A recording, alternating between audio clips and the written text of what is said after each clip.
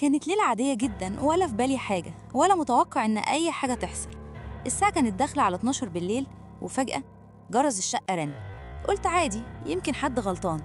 اتأخرت شوية لكن الجرس رن تاني، بس المرة دي مش نفس الصوت، كان أعلى حاد كأنه بيصرخ افتح.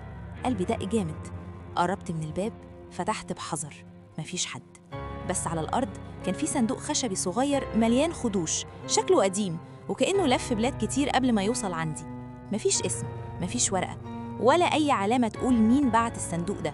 فضولي غلبني، دخلت الصالون وقفلت الباب ورايا.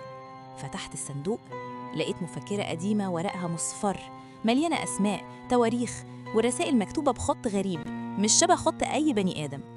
فتحت أول صفحة، كانت مكتوبة بحبر أسود: اللي هيقرأ ده حياته هتتغير للأبد.